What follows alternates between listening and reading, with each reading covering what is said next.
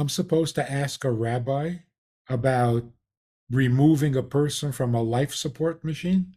They didn't have life support machines back then. How do I find a ruling on a subject, on an issue that didn't exist? So, all that information that was not written but was committed to memory, that's what we call the oral Torah, the Torah that God spoke, not the Torah that God wrote. There is no mention of an angel. It explicitly, clearly says a man. But we all know it was an angel. How do we know?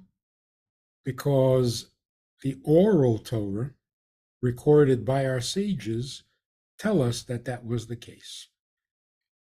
Which means that without the oral Torah, without our sages, we don't know what the Torah is saying.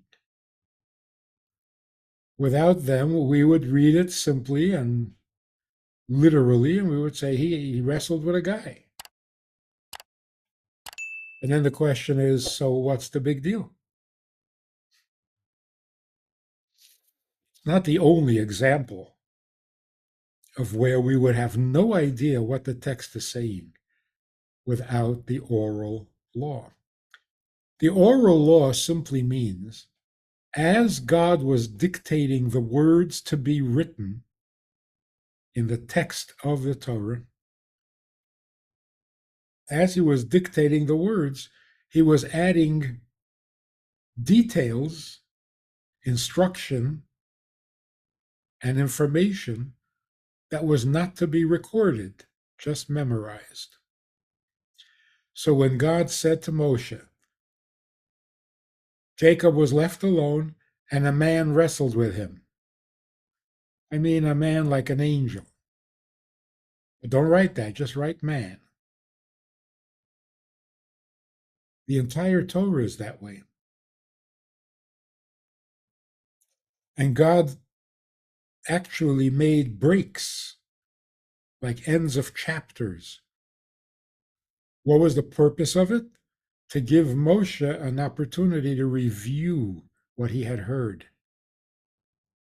What he had written was already written. But what was said orally, Moshe had to review it, memorize it, and then they could continue. So all that information that was not written but was committed to memory, that's what we call the oral Torah, the Torah that God spoke, not the Torah that God wrote.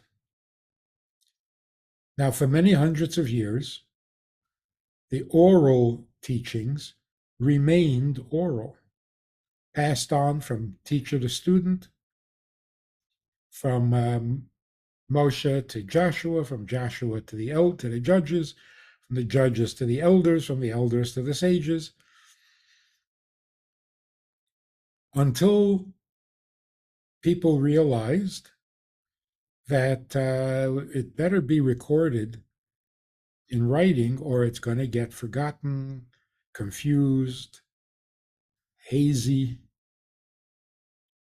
And so Rabbi Yehuda the prince, sat down and recorded it all in what we now know as the Mishnah.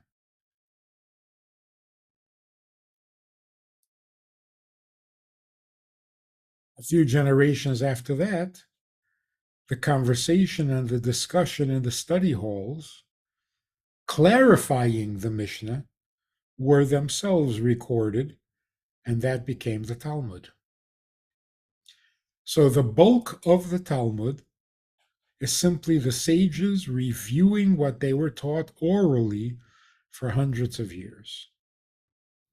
Where there was a difference in their memories, one said, my teacher said that was not allowed on the Sabbath. And one said, no, my teacher told me that it was allowed on Sabbath.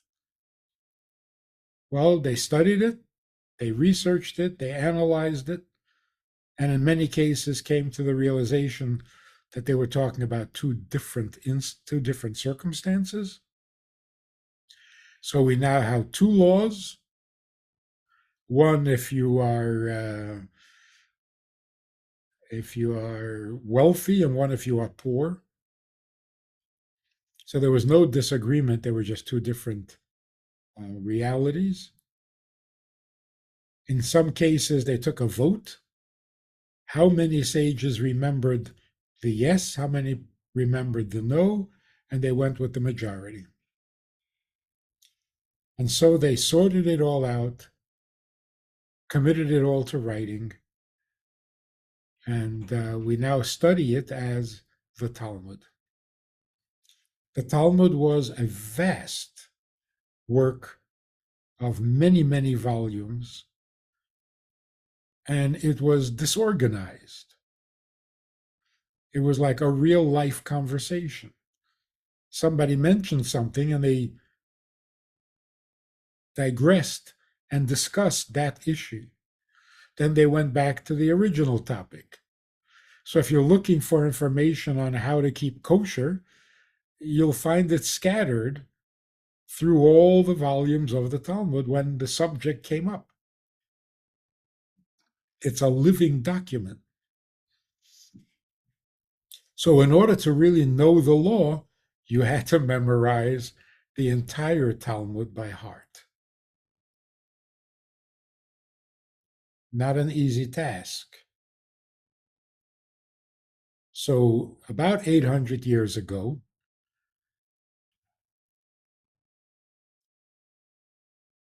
a rabbi known as Maimonides, Rambam, Moses ben Maimon, sorted through all the teachings of the Talmud and organized it into a book of laws. He skipped all the conversations and the debates and the reasonings and the arguments and just recorded the results. So, what do we do under these circumstances? So, what is Jewish law concerning this issue? Skip the debates, tell me the conclusion. So, he organized it, he codified it. And now, if you need to know something about Jewish law, whether it's kosher or Shabbos or social laws or laws of hiring or firing or damages or whatever the 613 commandments cover. Now you can look it up under its heading: laws of Shabbat, laws of Passover, laws of mourning, laws of burial. We've got it all organized. Code of law.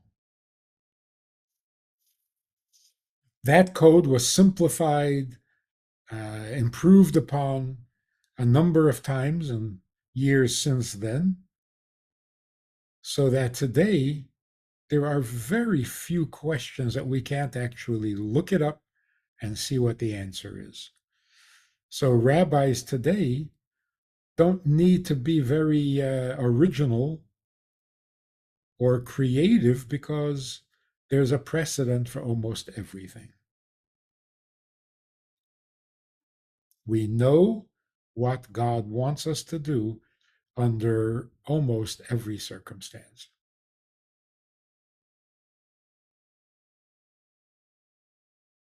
So, one of the fascinating things, which I think we've talked about before, somebody said, I'm supposed to ask a rabbi about removing a person from a life support machine. They didn't have life support machines back then. How do I find a, a ruling on a subject, on an issue that didn't exist? Good question. Let's look it up. So we find in the Talmud, people came to the sages of the day 2,000 years ago, and they said, our father is dying. He's on his deathbed, and the family is gathered for the last moments. But next door to our house, there's a blacksmith. And every time he hits the anvil with his hammer, it shocks my father back to life for a few seconds. May we pay the blacksmith to stop working and allow my father to die in peace? And the sages said yes. Here we have a perfect precedent. If a person is dying, can you stop keeping him alive artificially? Either by pounding on an anvil or by connecting him to a machine that does the pounding. So there is very little that is new under the sun. Somebody asked, how can you turn to the rabbis for rulings and guidance on birth control? Birth control is rather new. Didn't exist back then, did it? Hey, it turns out that Noah's father practiced birth control with one of his wives. He had two wives for that very purpose, one to have children with, and the other one practiced birth control so that she stayed trim. So, you know how old birth control is? It's antediluvian. It was before the Great Flood.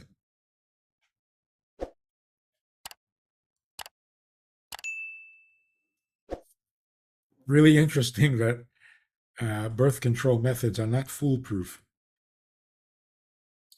What happened with Noah's father is that it worked for a while, but then she got pregnant. Nothing has changed.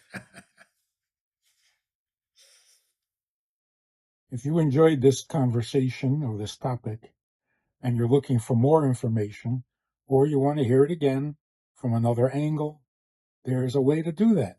And that is in this book. It's all there. Order it from Amazon. You can read it, reread it, and share it. These ideas, these messages, this approach to life, this approach to Torah, to meaning, and to morals is vital for the world today. And we need to get this message out to the entire world. It is universal, it's essential, it's indispensable. To support this effort, if you want to be a partner in this crime, check out the link and make a donation. It really helps a lot. And thank you in advance.